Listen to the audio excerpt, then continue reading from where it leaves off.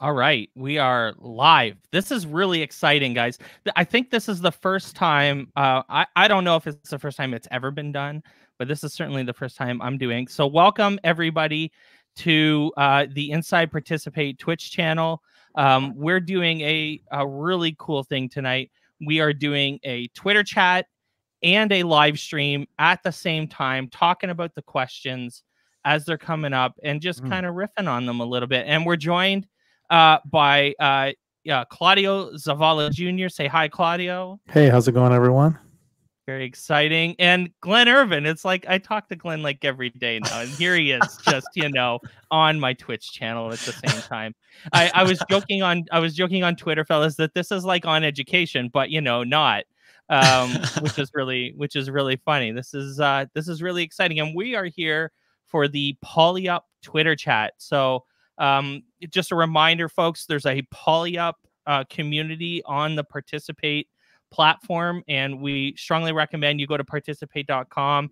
If you aren't a member already of Participate, head to the Polyup chat or the Polyup community there, and there are a ton of things going on in that community for folks to talk about. So question one's already been posted on Twitter, and I'm going to bring it up here right now, and we're going to talk about this for a little bit.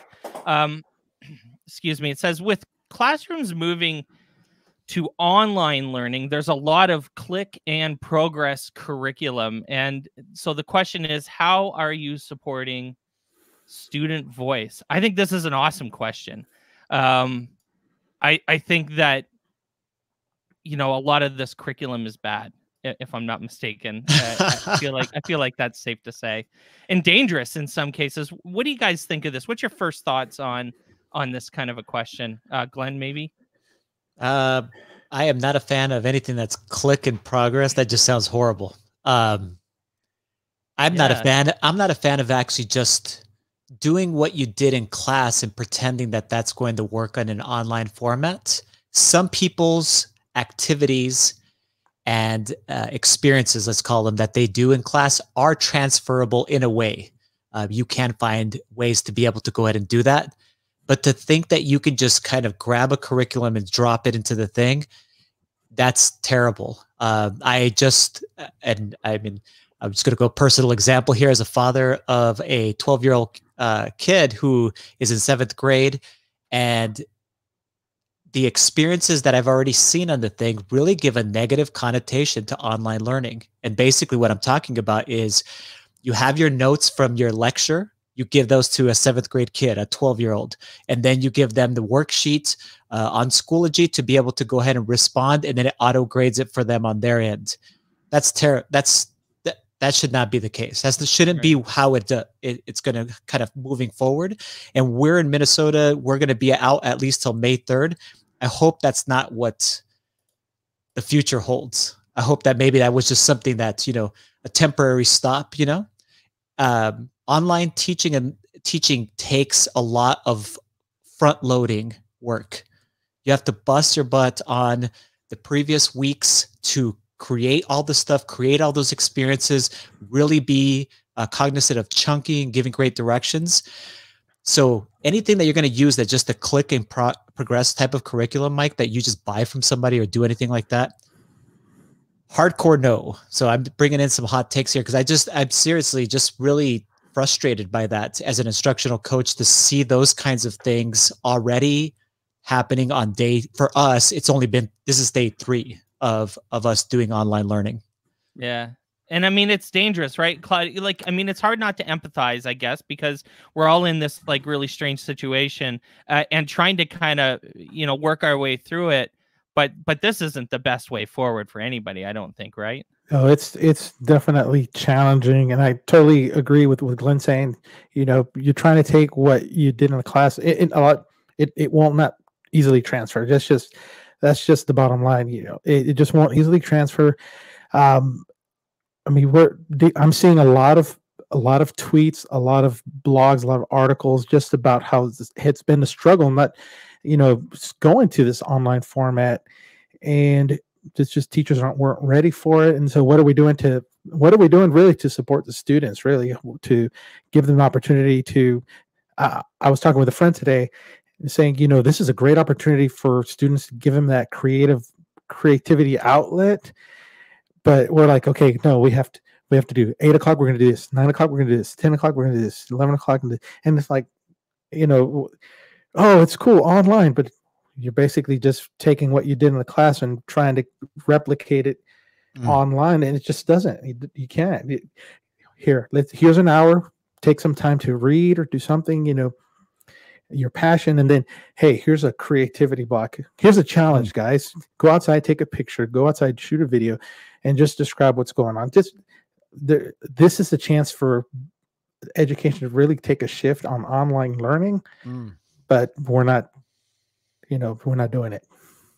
It's almost like people want us to, as educators, Mike, to fall into our role, our place. Like they want to keep tabs of our times, both of the students' time and of the educators' time. So they want you to go, this is, we're to block you into these hours, and this is to keep kind of tabs on you. We're going to make sure that you go first hour, second hour, third hour in those kind of same type of time slots, versus what Claudio was saying, just like, hey, let's rethink. This is an extraordinary situation with some extraordinarily difficult times currently and extraordinarily difficult times ahead of us. We haven't even seen what's ahead of us, but going at business as usual is terrible. That's a terrible idea, and it's just going to backfire on us, you know, as educators, as educational communities. We have an opportunity to go ahead and do something different. So there is this huge chance to like change things, to actually like take the things. And we've talked about this a lot. Glenn and I have talked about this a lot on the podcast, and that, you know, there is this like, and I hate to use the word opportunity, but there's this chance to actually like think about what we're doing here that's been working in light of the situation, and actually use that stuff going forward. And I think this second part of this, like, so we've kind of covered the first part of this question, but how can we make meaningful curriculum that supports student voice in an online environment? I know we're going to talk about some tools a little bit later, but maybe let's get a little more general to start, and then talk about the tools to use after. So what do you think are the best ways to support, let's say, student voice instead of so we've discussed that point and progress and click and progress curriculum is bad, but what are some ways we can actually like encourage student voice in this situation? Well, I think there's a great opportunity in there's for just giving the students an opportunity to share their thoughts, their thinking, what's going on, what their feelings. I mean, right now, for the most part, students, if you have a senior in high school, they're like, God, am I going to graduate? Is there going to be a graduation? There's going to be this.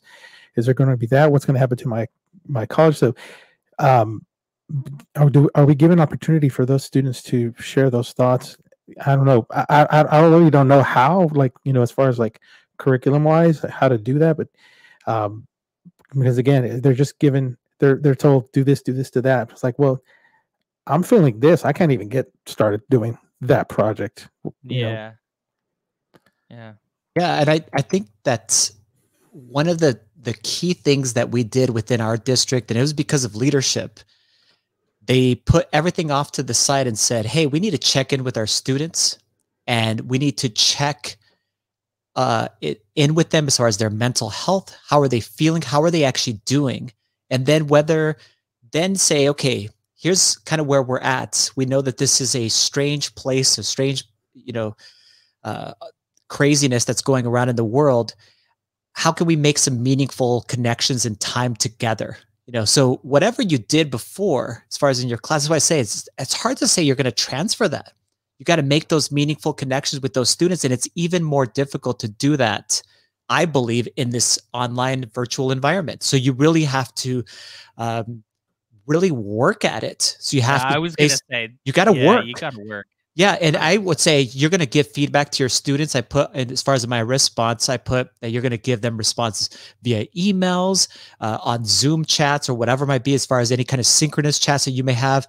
Claudio's a big proponent of like a tool like Flipgrid, where you can actually see each other, hear each other's voice in a kind of an asynchronous format. Whatever it is, you do it consistently. You don't just do it right away at the beginning. That's the other thing too that I've seen that I hope isn't showing us the picture of the future is, don't just make that on day one and then just say we're business as usual. There is no business as usual. This is completely new to us. None of us chose this. So now we need to make the best of it. The only way we can do that is by making meaningful human connections with each other and really work at those connections, because it doesn't come naturally in this kind of virtual format. We had a comment on Twitter that I really liked from Stephanie. And Stephanie says, we need to make sure students are learning at their own pace. It's not enough to feed them information and test them on it, but have learning check-ins to make sure learning is happening and schedule one-on-ones for those who need extra care. And, you know, that's a great comment. And to be honest, that's a great comment for just teaching and learning on a like normal like thing. Like this should be just kind of normal stuff. But one of the things that like, it's nice to say that, but I'd love to even talk about like, how do we do check-ins one-on-one with kids in this world and not feel like you're like losing it, because you could spend all day probably doing check-ins and like, you know, every kid's technology is going to be different and every situation is going to be different and you don't see them. So you don't have this like connection with them that you used to. You know, how are we even handling this, like this idea of one-on-one check-ins? What do you think? And then I was also thinking, Mike, too, is not only how do you handle that, but how do you handle it in a safe way? Yeah. So for us, I mean, every one of our conversations that we have with students, as far as in a one-on-one setting in this kind of virtual environment, we record everything just for the safety of our students and of our educators also too. So we're recording everything and backing everything up. Super smart. So that I would say anybody that's using those kind of things right now, and you're ever in a chat, even just with a couple of students, you need to make sure that you press that record button and that you're archiving all of those things, just in case. So yeah, out of curiosity, going, because that's kind of what we're going through in our district. We haven't turned it on some features of, you know, ability to communicate. So as far as like the FERPA and all that kind of stuff, how are you guys? And I don't know if this is addressing the question, but out of curiosity, you said that. I think that's a great. I think that's, you know, when I taught and I ever met with students and, you know, of the opposite sex, it's like I would open the door so that everyone can see we're having a discussion right by the door. So, but out of curiosity, like as far as FERPA and that, I think it's great. But how are you guys addressing that as far as recording? Well, I mean, number one, we don't post anything in a not outside of our learning management system. Okay. So that's the first thing.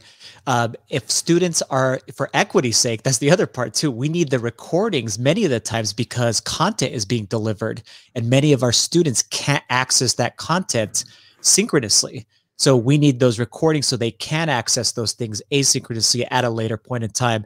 So it kind of gives us that kind of a thing too, what you're talking about, Claudio. It is super important to not post, obviously, those things in any way that anybody can access it outside of your, you know, your hub, whatever that hub may be, you know. And if you don't have one of those things, you can't do it then. You know what I mean? You can't just make it unlisted or whatever it might be. You have to have it housed within. You're exactly right. So we've talked through a bunch of those things and also some of our tools, which tools to actually choose to do some of these things. We chose them for the safety parts, you know, as far as both the student side and the educator side, to make sure that everybody was, you know, safe in this virtual environment. And then that's all of our, you know, administrators could always check back and see, you know, what happened during those sessions, you know, those kinds of things. Man. It's funny that you just blew my mind there when you mentioned that, because I hadn't even like, I know we have talked about the digital citizenship side when it comes to, you know, privacy on like Zoom has come up a lot, and like the spamming and stuff like that has come up a decent amount. But like just the idea of having a private conversation on video chat with students. I mean, I'll tell you, in a world 3 months ago, if you were having private video chats with students, not good. You'd get fired for that, Yes. right? Like, I mean, like that's something that's almost done. it's almost against the law 3 months ago, and now it's something that almost we think is like necessary. Like it's come up. Like how are you having one-on-one conversations with your kids? And like the only way you can do that is online. I mean, you have to have private video chats. And so how does everyone protect themselves from issues? Oh my God, like that's such a great point. Hole. That's what a rabbit hole. When you said that, I was like, holy cow, that that is it's amazing that I hadn't even thought of it, but I was like, whoa. So that was awesome. Let's move on to question 2. So question 2 in the Polyup Chat. Again, if you're following along on Twitter, that's at hashtag Polyup Chat. If you are watching us on Twitch, thank you for doing that.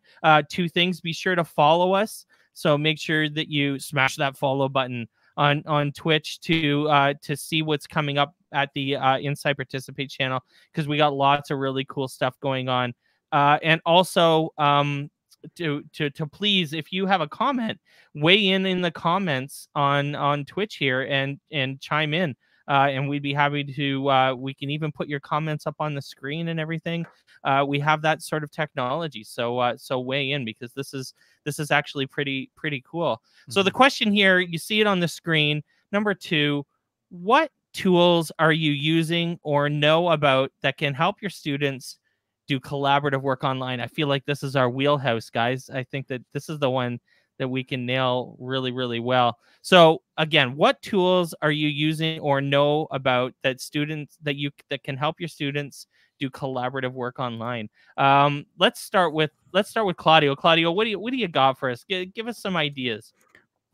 Well, definitely, I'm gonna throw out Flipgrid. That's obviously one of my favorite ones. You can create a topic, share it, prompt the students, and then you put it out there. One student, what I love about it is the student will reply maybe to your prompt, and then another student will jump on and kind of maybe reply to what that student said, and then all of a sudden these little side ideas and conversations start to happen. They're collaborating. They're just kind of brainstorming, and then all of a sudden there's a great feature in Flipgrid where you can spark that and actually make that into a new topic, and it kind of almost kind of like we just had like a rabbit hole. It kind of almost it's a controlled rabbit hole, I guess you can say, and then these side conversations start to happen. So that's like one of the great ones where you can just have students discussing and chatting and just kind of collaborating through their voice, and really that's exactly one of the great, sharing their thoughts, and they can see each other. I think it's a great tool to try out for doing that, and that is Flipgrid. So the question in the chat is: Flipgrid free for everyone or just educator accounts? It is absolutely free for everyone. For everybody, yeah. It is amazing. Yes. I have my personal account connected, and I have an EdTech account connected to it. Flipgrid is pretty great. And actually, if you're not, you should definitely follow what Claudio does on Flipgrid, just as a plug for Claudio, because Claudio crushes Flipgrid. And he does some really cool stuff with the hashtag, what's it? Hashtag sing a song. Yeah, hashtag sing a song. On Flipgrid, that's really great. Flipgrid is like, obviously it was the first one that came up. I think we probably all saw that coming, and I'm a little disappointed because you cut my grass. Now I can't say now I can't say Flipgrid as my answer. So Glenn, it's up to you now. I'll ask you. You know, what is a really cool tool that students can use for collaborative work online? So I was thinking about, obviously I put Flipgrid. I thought of the Google Suite, of course, or the Microsoft suite of tools too, because they have some collaborative abilities there.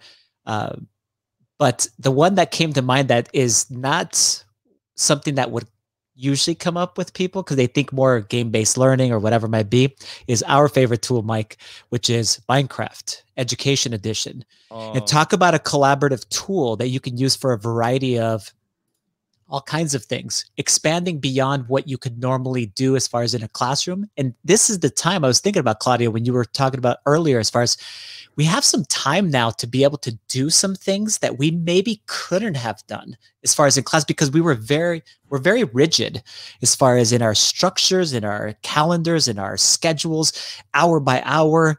You know, some schools even have less than hour classes, but this is a time when you can step outside of that and go, hey, we can work on this collaborative Minecraft project together, even though we might be in completely different households, and you can actually connect via the internet in a safe environment, in a control safe environment with your specific domain name. So nobody from the outside can jump in. No, you don't have to worry about any of those kinds of things. And the students can actually work together towards whatever the end goals are. And nowadays, now that it's been down the road and there's so many amazing people that have created so much content, it just comes in every single content area. I was helping math teachers at my school, all the way from a lower level type of math courses, kind of some remedial stuff, all the way up into higher level, almost pre-calculus type stuff. And there was content that had been created by other educators that had been shared already. And then you could revamp it, fit it into whatever you were going to be doing, and then be able to use it with your classes. So that to me is one of those things that people don't, it doesn't spark, you're like, oh, okay, collaborative tool. It is fantastic if you haven't already used it. And I think right now, like many things, it's actually available for free. And all you need is Office 365 accounts to be able to go ahead and get started with it. Yeah, so there's actually they've done a really cool thing. Yeah, and you can go to the Minecraft Education Edition website, and like there's a notice for what they're doing related to COVID-19. And when you click on that, it brings you to a page where you can actually enter your school email address. So if you enter your district's email address into that little box, it'll tell you whether you have instant access to Minecraft Education Edition or not. And if you do, that means you could go download Minecraft Education Edition, log in, and you could use it right away without a problem at all. If it says that you don't, then what you can actually do is just fill out a form. And when you fill out the form, they set you up with an educational Minecraft Education Edition account. And then you're all set. You now have access and you can go and use it. And I actually think, I've been streaming a lot the last 2.5 weeks, and we've done a lot of Minecraft Education Edition streaming, Steve Isaacs and I, and I think it's been the most popular streams that we've done, and I think that's for a reason. I think that's because it's now that it's super accessible, but we also know that it is super collaborative. It's hyper collaborative. We can have kids log in from home anywhere they are, and it's something that's instantly familiar to most of our students, especially our K-8, K-12 kids that have been living and learning and using and playing Minecraft, in some cases almost their entire, youth lives. This is the go-to game for a lot of them.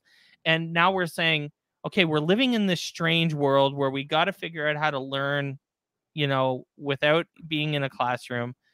So why don't we use, like, if there's not been a better case for using the things that are the most familiar to our students, I don't know what would be. This is probably the best case in my mind. What do you think about that, Claudia? What do you think about, have you used a lot of Minecraft Education Edition in your past?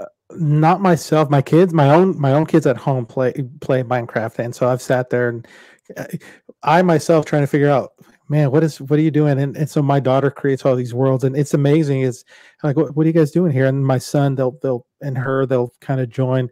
And so, what are you guys building? So we just built our own the school. They built like play areas. I mean, she's 15, but they've I built this thing. It's just a creation. What I did, it's a whole city. I'm like, wow, you guys like. Why? And I ask why. He goes, "This is cool. It's fun." And just seeing them their brains kind of like, okay, I'm going to move this. You know, they're going like at the speed of light when they're doing it as well. They're like, you know, just clicking the, and I'm sitting there. And when it was funny when they first started playing it, I was like, guys, like it's like 8-bit looking graphics. I'm surprised you guys like this. You know, and I'm surprised you like this because you play, you know, we play Fallout New Vegas and that's got better graphics. And like, and it's funny. I was like, oh, this is neat. We enjoy it. But I think it's the whole creation part that pulled kids in. It's like, I can create my own world here where, you know, I'm not allowed to do that out. You know, I say, put in quotations, I can't do that out here, but in there, man, I can build my world. But how about letting him also build it out here, you know? That is so true. Yes. Those things are transferable. All of those things, all those collaborative skills that they're developing inside of those games too. And Mike and I have talked about that when you're able to play these collaborative video games like this one, especially this one that has to do with creation, it really, those skills 100% transfer over to things that we then do both as students, you know, for the rest of our student careers, but then again, once you are stepping out and you're in the work world, we know that the big companies, what they want is workers that have the skill to be able to collaborate well with others and work in that kind of environment, because most of us have to do that. You have to be able to go ahead and do well within those kinds of settings. And that's, you know, they talk about soft skills or whatever it might be. 100% you're developing those types of soft skills in those kind of environments. And a comment in the chat, kids love to create in their own worlds. We're lucky enough to have the tools nowadays that they can share their imagination in real life. And that's bang on. Let's talk about question 3 then. You know, we talk about it's funny, Glenn and I talk about this all the time on education podcasts as well. How might the 4 C's of the highly valued 21st century skills be part of remote learning with students? So we're talking about like creativity and collaboration and communication, and the 21st century skills are super important. And I'll tell you, I think that this is one of those opportunities again, and I hate using that word, but it just keeps coming up, that, you know, 21st century skills might be a place where, you know, this new weird learning environment kind of gets a chance to shine a little bit, because kids and teachers and everyone's kind of thinking on their toes a little bit. What do you guys think of this question, Glenn? I think the biggest part about this, Mike, is in order to have activities and experiences that you end up creating for your students, in order for them to have the 4 C's in them: creativity, collaboration, communication, critical thinking skills, you really have to take a step back and go, what am I currently doing? What is my overall, you know, my big objectives? What do I want them to go ahead and learn? And what are some ways that they can do that in that they can demonstrate it in these using these 21st century skills? Too often we just fall back on kind of what's comfortable. And honestly, these things for an educator, it could be uncomfortable to go through and figure out, how do I embed these things in the activities and the experiences and the assignments, if you want to call them, whatever it might be, that I'm asking my students to go ahead and do, the things that I want them to think about, as Claudia was just describing earlier, the things that I want them to invent, you know. And how do you put something together that's beyond, you know, the rote memorization, the worksheet, and involve these things? So you really have to, I think, take a step back, really take a look at what are the things that I want them to learn, but what are ways that we can create meaningful experiences that then allow the students to show these specific skills. So you got to put them into the right position to go ahead and demonstrate these things, Mike. You're not ever going to demonstrate these skills by completing a worksheet.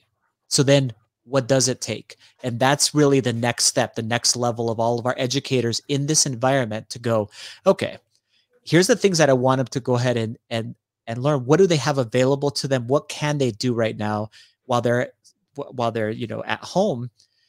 to be able to go ahead and do something that will then go beyond this moment in time, that they can take and transfer to whatever it is that they decide to go ahead and do it, whether it be the rest of their schooling career or something as far as their actual career.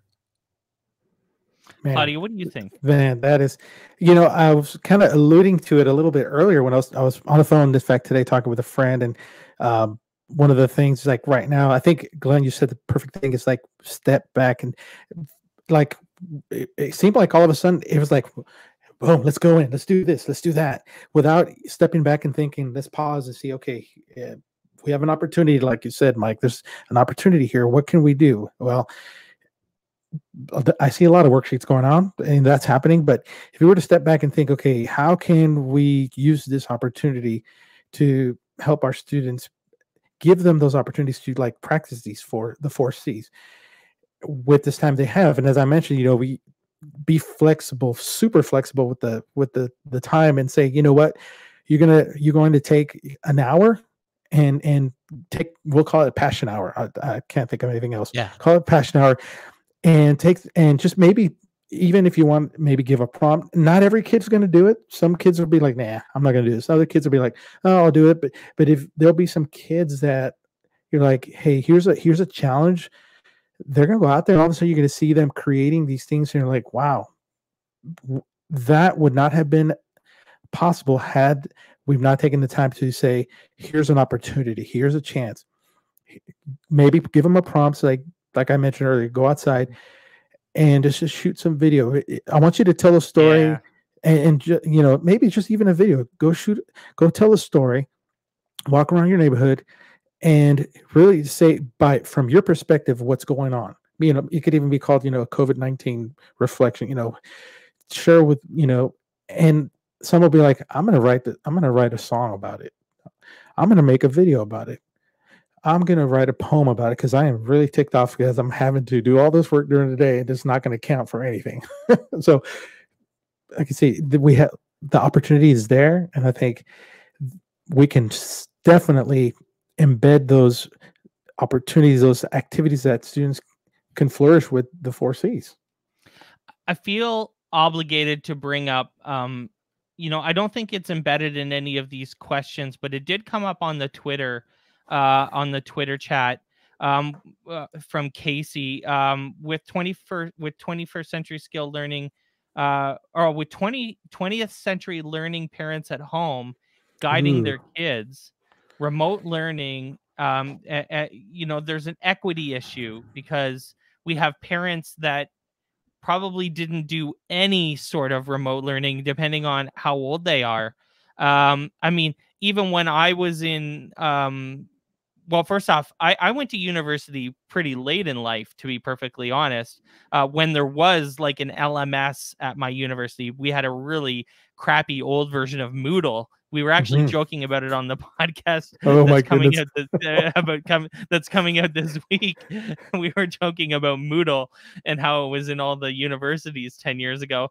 But we have probably parents that are my age that, again, went to university probably in the early 2000s when there wasn't a lot of digital tools for like learning management, really, I suspect, at least not anywhere close to the same they are now. And now they're navigating their students through this new weird existence where, almost all of their learning has to be done online. Let's cover it quickly here because I think it's important. How are we addressing? You two come from totally different kind of districts. Glenn's in Minnesota, Claudio's in Texas, and I'm curious how we're covering digital equity, and making sure that parents are feeling supported in this time. Oof, that's a huge one, and it's so it should be important. Its own chat question, but I think it's important. The first part, Mike, is just access. We really made a concerted effort to figure out which families didn't even have the right kind of access to the LMS, to these types of things. So basically what we take for granted, which is Wi-Fi, or just even cell phone access, robust cell phone access. And for those parents that didn't, you need to come up with a plan. You don't just go, well, we're going to figure it out, or whatever it might be. You need to have a plan, and you need to put it into place. And it may cost you money. You may need to go ahead and distribute hubs so that people can go ahead and access, whether it be cell phone coverage or whether it be a Wi-Fi coverage, depending upon what you're actually able to do in your cities. That's the first thing. And then the second thing is like, okay, we have these parents at home. Not only are they maybe from a different, let's call it generation, whatever it might be, because they are, I mean, obviously, but that doesn't even really matter. They don't even have the schema of the specific things that we're used to just dealing with on an everyday basis as educators. Do you know what I mean, Claudia? Like when you're like, here's an LMS, here's things, here's the structure of a folder, whatever it might be, you got to take, again, a step back, and then you got to give tutorials to your parents. Say, here's a video, and I'm going to walk you through in a slow way, in a non-pressure kind of way, how you can help to support your child. And the only way that you do that, honestly, is you got to cut down on the amount of, let's call it, work that you normally would do with the kids. You got to cut that down, got to provide the parents with an opportunity to provide assistance in the way that they can meaningfully. We can't expect them to go in and learn how to manage all of these things either. It's just ridiculous, I think, to say, hey, parents, learn how to use Schoology now. No, instead, what we want to do is we want to go, hey, here's the kind of things that you should be checking for and the kind of questions you should ask your son or daughter in these situations, to say, hey, so are you having any troubles with things? Should we contact a teacher? Do we need to, should we get assistance? Whatever it might be. And then also make sure if they see frustration, to tell them to walk away from the work, to kind of take a break, get outside, do whatever they actually can do. I think that giving that type of advice is way better, because these parents are already, I mean, the world is stressed right now. We're living in this super high stress time. You add our work to it, our schoolwork to it, and if it doesn't feel meaningful, that's a bad combination. You will get pushback from your parents, and I don't blame them. I think, Glenn, you just hit the nail. You just hit the nail on the head. I don't really know how much to add, but as you were talking, one of the things that just, I mean, I'm not going to repeat what you said because it's perfect. One of the things, as far as as you were talking, I started thinking, as far as like 20th century parents raising 21st century kids. But one of the things that, I don't know if this is going to be part of the answer here, but we had a lot of companies, a lot of phone companies, internet companies in our area. It's like, hey, we're providing free Wi-Fi access. We're doing this, which is great. We're giving that out to parents. But then I thought, why didn't you do that before all this happened? I was like, if you can offer it free now, why weren't you offering it free before? We have a lot of parents in our community that in the district that I work in that don't have access, may only have one device. And the challenge right now is like having that one device among like 4 or 5 kids and being able to do their own work and then helping the kids. But as you were talking, that just made me think, well, if they can do it now, I wonder when all this is over, are they going to still, will they step up? Yeah. Maybe, I don't know. Maybe that's going on a rabbit, another rabbit hole there. Well, we only have about 6 minutes left, and we have one more question. I think it's right here. Okay. And you know what? I'll be honest. I think this is the hardest one, unfortunately.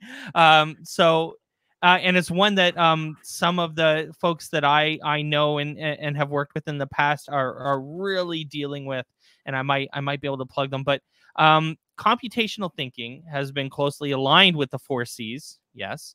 Are there ways students are using computational thinking in remote learning? This is tough.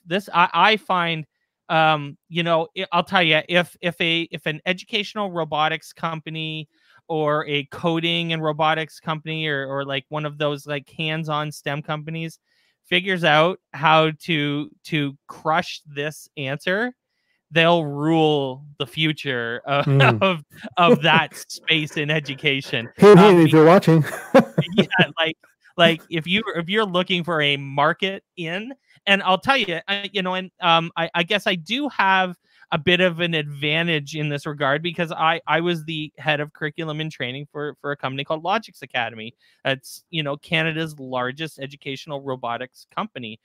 So I have a pretty firsthand knowledge. You know what? I'll be honest, to be fair, I'm so glad I don't work there right now, because I would be the one having to try to answer this question for Logix Academy, and I think that it's a tough one. And I'm happy to see that, you know, that Polyup, actually the host of this chat, is definitely spending some time thinking about this. But, you know, do you guys have any thoughts on how we actually talk about and teach things that, like, because again, computational thinking is really heavily related to like this hands-on, you know, idea of coding and robotics and STEM, and it's really like teacher engagement, you know, really close face-to-face kind of stuff. How are we doing this? But I think also too, Mike, it's got to do with all of those things you described, but a bigger umbrella is what Claudia was describing earlier, which is problem solving.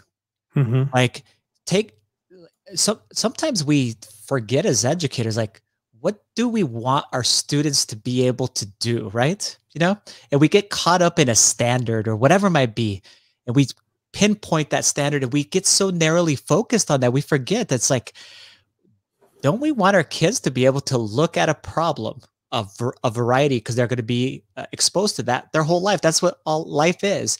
And then be able to come up with ways to either themselves or collaboratively and in a creative way, you know, as we are talking about all of those things, come up with ways to solve that.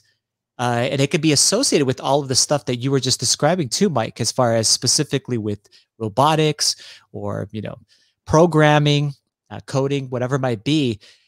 But in general, as far as the overarching picture is, can we start at that thing where we're actually solving those problems? That's why I like those organizations that are really reaching out and trying to solve global issues, global problems. For example, right now, what the global problem that we have, a pandemic. You know, what are ways that our scientists currently are trying to go ahead and solve those kinds of things? Now, you don't have to focus it on that specifically, but just in general, like what Claudia said, take a step outside, come up with creative ways of being able to solve whatever it might be, different ways. And it could be things that are just for fun, or it could be actual real life issues that are out there that we don't really give kids enough credit of being able to come up with creative ways of being able to solve things. And I think that's what I love about like what Claudio does. That's what I love about Michael Cohen does, Tech Rabbi, as far as getting kids to think outside the box. Don't just narrow your focus in here, because too often school is that box. We're in that thing and we focus inside of that thing, where really life is everything on that outside of that thing. It really doesn't fall within just an easy solution here. It's really complex. Like you always say, Mike, that this is a complex problem. You know, we should be helping our kids to solve those complex problems in creative ways, not just, again, that's why I hate stuff that's just like, click here, do this one thing, and this is a straight, narrow line. Life is not a straight, narrow line at all. Yeah. So I'm going to say, for like ways that they can do it, computational thinking remotely. So I was looking at the Twitter feed, and I mean, Minecraft popped up. Somebody said, Minecraft, maybe. Yeah, I mean, I mentioned it earlier. My kids, you know, they're in there. This is something they're doing at home, and they've been doing it even before this whole closure happened. But that's definitely a great opportunity. Also, I mean, if you're a parent, I mean, there's one way you can do it. This at home. If you have old, I have DVDs are old now, I guess. DVD players, I should say. I have one in the garage. I mean, that's something. If you have some old stuff that's just sitting around, let them tinker with that stuff. Take it apart, problem solve. You know, hey, what was this for? I wonder what this was. You know, and start taking it apart, problem solving. Like this thing, wonder what this was for. You know, if I stuck the DVD in here, it went through here. I mean, I think that's like a kind of easy way to do something like that. We're going to toss something away anyways, and giving them an opportunity to like kind of maybe reverse engineer. I guess that's an idea of something they can try at home. Yeah, completely. listen, we're straight out of time. I think this was great. I had a really good time doing this. I thought the conversation on Twitch was a blast. Everyone was weighing in on the Polyup Chat as well. Listen, friends, there's lots of people watching here on Twitch. Please make sure you go up to the top of the screen and click follow to make sure you're following the Inside Participate Twitch stream for the next time this happens. I think we're going to keep doing stuff like this. And we're definitely going to have way more content coming up on this stream. And we hope that people join us for that stuff as well when it comes up. We will definitely be spending time talking about Minecraft.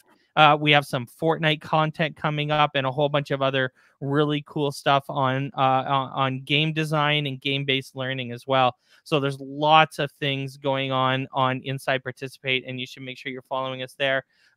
Keep having the conversation on Twitter at #Polyup Chat. Want to thank Polyup for sponsoring and hosting the chat. And most importantly, I want to thank my good friends Glenn and Claudio for joining us on the chat. This has been awesome. Thank you for having us. Yeah, thanks for me. Awesome. Thanks, everybody. Have a great night.